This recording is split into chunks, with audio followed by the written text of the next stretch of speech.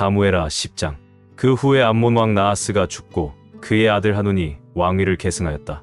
이때 다윗은 나하스가 자기에게 은혜를 베풀었으므로 그의 아들 하눈에게 호의를 베풀어야겠다고 생각하였다. 그래서 다윗은 그 아버지의 죽음에 조의를 표하려고 하눈에게 특사를 보냈다.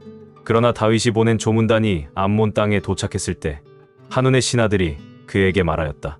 다윗이 이 조문객들을 보낸 것이 왕의 부친을 공경해서라고 생각하십니까? 아닙니다. 그는 우리 동태를 살펴 이 성을 함락시키려고 이들을 보낸 것이 틀림없습니다.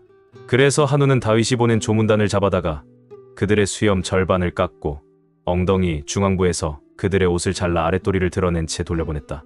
다윗은 이 일을 듣고 부끄러워서 어쩔 줄 모르는 그들에게 수염이 다 자랄 때까지 여리고에 머물러 있으라고 지시하였다. 이때 암몬 사람들은 자기들이 다윗의 비위를 거스른 줄 알고 벳 르옵과 소바에서 2만 명의 시리아군을 고용하고 또 마아가 왕과 그의 부하 1000명과 돕사람 12,000명을 고용하였다. 다윗은 이것을 듣고 요압과 이스라엘 전 군대를 보내 그들을 치도록 하였다. 이때 암몬 사람들은 나와서 자기들의 성문 앞에 포진하고 외국 용병들은 들에서 싸울 태세를 갖추고 있었다. 요압은 적군이 자기 앞뒤에 있는 것을 보고 정예병을 뽑아 시리아군과 맞서게 하고 나머지 병력은 그의 동생 아비새에게 맡겨 암몬군과 대치하도록 하였다. 그러고서 요압은 아비새에게 이렇게 말하였다. 만일 시리아군이 나보다 강하면 내가 와서 나를 도와라. 그러나 암몬군이 너보다 강하면 내가 가서 너를 돕겠다. 자, 힘을 내어라. 우리 백성과 우리 하나님의 성들을 위해서 용감하게 싸우자. 모든 것은 여호와의 뜻대로 될 것이다. 요압과 그의 군대가 시리아군을 공격하자 그들은 도주하기 시작하였다. 그때 암몬 사람들은 시리아군이 도주하는 것을 보고 아비새 앞에서 도망하여 성 안으로 들어가 버렸다. 그래서 요압은 군대를 거느리고 예루살렘으로 돌아왔다.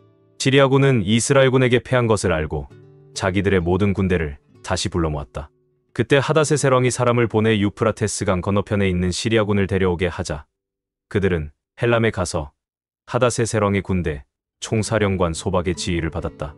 다윗은 이것을 듣고 모든 이스라엘군을 모아 요단강을 건너서 헬람으로 갔다. 그러자 시리아군도 전열을 갖추고 나와 이스라엘군과 맞서 싸웠다.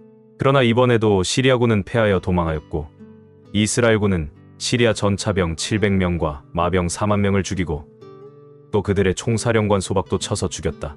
그리고 하닷세셀에게 예속된 모든 왕들은 시리아군이 패한 것을 보고 다윗에게 항복하여 그의 종이 되었다. 그래서 그 후부터는 시리아 사람이 암몬 사람을 돕는 것을 두려워하였다. 고린도후서 3장. 우리가 우리 자신을 다시 추천한다고 생각하십니까? 우리가 다른 어떤 사람들처럼 여러분에게 추천장을 보내거나 여러분에게서 추천장을 받을 필요가 있겠습니까? 여러분은 우리 마음에 기록되어 있고 모든 사람이 알고 있는 우리의 편지입니다. 그리고 여러분은 우리 사역의 결과로 나타난 그리스도의 편지라는 것이 명백해졌습니다.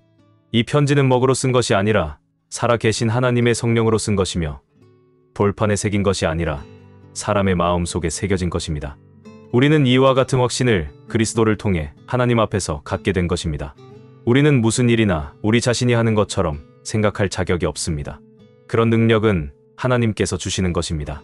하나님은 우리를 새 계약의 일꾼으로 삼으셨는데 율법의 종이 아니라 성령님의 종이 되게 하신 것입니다. 율법은 죽음을 가져오지만 성령님은 생명을 주십니다. 모세가 돌에 새긴 율법을 받을 때 그의 얼굴에는 밝은 광채가 났습니다.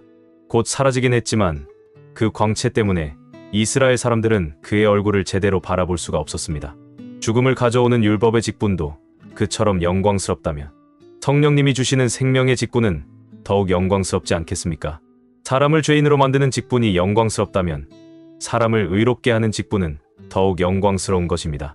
이런 점에서 과거에 영광스러웠던 것이 이제는 그보다 더 나은 영광 때문에 영광이 되지 않습니다. 없어질 것도 영광스러웠다면 영원히 있을 것은 얼마나 더 영광스럽겠습니까? 그러므로 우리는 이런 희망이 있기 때문에 아주 담대하게 말할 수 있습니다. 모세는 자기 얼굴에서 광채가 사라지는 것을 이스라엘 사람들이 보지 못하도록 수건으로 그의 얼굴을 가렸으나 우리는 그렇지 않습니다. 사실 이스라엘 사람들의 마음은 둔했습니다. 오늘날까지도 그들은 옛 계약의 말씀을 읽을 때 그 수건이 벗겨지지 않고 그대로 있는데 그 수건은 그리스도 안에서 없어질 것입니다. 오늘날까지 그들이 모세의 율법을 읽을 때 수건이 그들의 마음을 덮고 있습니다. 그러나 언제든지 주님께로 돌아가면 그 수건이 벗겨질 것입니다. 주님은 영이심으로 주님이 계시는 곳에는 자유가 있습니다. 그래서 우리가 수건을 벗은 얼굴로 거울을 보듯이 주님의 영광을 보게 되면 점점 더한 영광으로 주님의 모습을 닮아가게 됩니다. 그 영광은 영이신 주님에게서 나옵니다. 에스겔 17장. 여호와께서 나에게 말씀하셨다. 사람의 아들아, 너는 이 비유를 이스라엘 백성에게 말하고 나 주 여호와가 하는 말을 그들에게 알게 하라. 큰 날개와 긴 깃과 여러 가지 색깔의 많은 털을 가진 큰 독수리 한 마리가 있었는데 그것이 레바논으로 날아와서 백향목의 제일 위에 있는 연한 가지 하나를 꺾어 그것을 상인들의 도시로 가지고 가서 심었다. 또 그 독수리는 이스라엘 땅의 종자를 가져다가 수양보들처럼 물이 많은 물가의 옥토에 심었다. 그것이 자라서 나지막하게 옆으로 퍼진 포도나무가 되어 그 가지는 독수리를 향하고 뿌리는 땅으로 뻗었으며 가지와 잎사귀가 무성하였다. 그런데 날개가 크고 털이 많은 또 다른 한 마리의 독수리가 있었다. 그 포도나무가 더 많은 물을 받으려고 그것이 심긴 자리에서 이 독수리를 향해 뿌리를 뻗고 가지를 뻗쳤다. 그 포도나무를 물가의 옥토에 심은 것은 그것이 가지를 내고 열매를 맺어서 훌륭한 포도나무가 되게 하기 위해서였다. 그러므로 나 주 여호와가 묻는다. 이 포도나무가 무성하게 잘 자라겠느냐? 그 처음 독수리가 뿌리를 뽑고 포도를 따며 가지를 꺾어 그 나무를 시들게 하고 연한 잎사귀를 다 마르게 하지 않겠느냐? 그 뿌리를 뽑는 데는 많은 사람이나 큰 힘이 필요하지 않을 것이다. 그것이 심겨졌다고 해서 무성하게 잘 자라겠느냐? 동풍이 불 때 그 자리에서 완전히 마르지 않겠느냐? 여호와께서 또 나에게 말씀하셨다. 너는 이 거역하는 백성들에게 이 비유가 무엇을 뜻하는지 아느냐고 물어본 후에 나 여호와의 말을 이렇게 전하라. 바빌로니아 왕이 예루살렘으로 가서 왕과 그의 신하들을 바빌로니아로 끌어가고 왕족 중에 하나를 뽑아 그와 계약을 맺고 자기에게 충성할 것을 맹세하게 하였다. 그리고 그는 그 땅의 유능한 인재들을 다 끌어가 그 나라가 다시는 일어나지 못하게 하고 그 계약을 지켜야 간신히 생존하도록 하였다. 그러나 유다 왕이 바빌로니아 왕을 배반하고 말과 군대를 얻기 위해 이집트로 사절단을 보냈다. 그가 이런 일을 행하고 과연 성공하겠느냐? 그가 계약을 어기고서 어떻게 무사할 수 있겠느냐? 살아있는 나 주 여호와가 말하지만 그가 자기를 왕으로 세운 바빌로니아 왕에게 한 맹세를 무시하고 그와 맺은 계약을 어겼으므로 바빌로니아 땅에서 죽고 말 것이다. 적군이 많은 생명을 죽이려고 토성을 쌓고 흉벽을 세우는 그런 전쟁에서는 아무리 막강한 군대를 가진 이집트 왕이라 할지라도 그를 도와주지 못할 것이다. 그는 자기가 한 맹세와 계약을 깨뜨리고 이 모든 일을 행하였으므로 피하지 못할 것이다. 그러므로 살아있는 나 주 여호와가 말한다.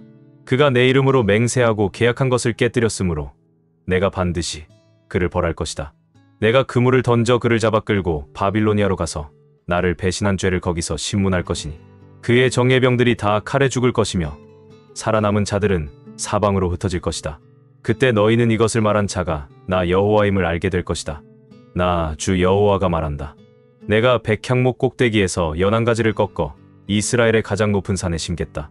그것이 자라서 가지가 무성하고 열매를 맺어 훌륭한 백향목이 될 것이며 갖가지 새들이 그 아래 깃들고 거기서 보금자리를 찾아 살 것이다. 들의 모든 나무들이 나 여호와는 높은 나무를 낮추고 낮은 나무를 높이며 푸른 나무를 말리고 마른 나무를 무성하게 하는 줄 알 것이다. 나 여호와가 말했으니 내가 반드시 이룰 것이다. 시편 60편 61편. 하나님이시여, 주께서 우리를 버려 흩으시고 분노하셨으나 이제는 우리를 회복시켜 주소서. 주께서는 땅을 진동시켜 갈라놓으셨습니다. 이제 그 틈을 메우소서. 땅이 흔들리고 있습니다. 주께서 주의 백성에게 큰 어려움을 주셨으므로 우리가 마치 술 취한 사람처럼 비틀거리고 있습니다. 그러나 주를 두려워하는 자에게 주께서는 깃발을 주셔서 진리를 위해 그것을 달게 하셨습니다. 주의 능력으로 우리를 구원하시고 우리 기도에 응답하셔서 주께서 사랑하시는 자들이 구출되게 하소서. 하나님이 그의 성소에서 말씀하셨다. 내가 의기양양하게 세겜을 나누고 숫꽃 골짜기를 측량하리라. 길르앗이 내 것이요 므낫세도 내 것이며 에브라임은 내 머리의 투구요 유다는 나의 다스리는 지팡이며 모압은 나의 목욕통이다. 내가 에돔에게 내 신발을 던지고 블레셋에게 의기양양하게 외치리라. 누가 나를 요새화된 성으로 데리고 가며 누가 나를 에돔으로 인도할까? 하나님이시여, 주께서 정말 우리를 버리셨습니까? 이제는 주께서 우리 군대와 함께 나아가지 않을 작정이십니까? 우리를 도와 대적을 치게 하소서. 사람의 도움은 쓸모가 없습니다. 하나님이 우리와 함께 하시면 우리가 승리할 것이니 그가 우리 대적을 짓밟을 것임이라. 하나님이시여, 내가 부르짖는 소리를 들으시고 내 기도에 귀를 기울이소서. 내 마음이 짓눌려 내가 땅끝에서 주께 부르짖습니다. 나를 안전한 피난처로 인도하소서. 주는 나의 피난처시여, 내 원수들이 접근할 수 없는 높은 탑이십니다. 내가 영원히 주의 성막에 살며 주의 날개 아래 피하겠습니다. 하나님이시여, 주는 내가 약속한 말을 들으시고 주의 이름을 두려워하는 자들을 위해 마련하신 축복을 나에게 주셨습니다. 주께서 왕의 수명을 더하셔서 그가 여러 세대 동안 장수하게 하소서. 그가 영원히 하나님 앞에 살게 하시고 주의 한결같은 사랑과 성실하심으로 그를 보호하소서. 그러면 내가 항상 주의 이름을 찬양하며 내가 약속한 것을 매일 주께 이행하겠습니다.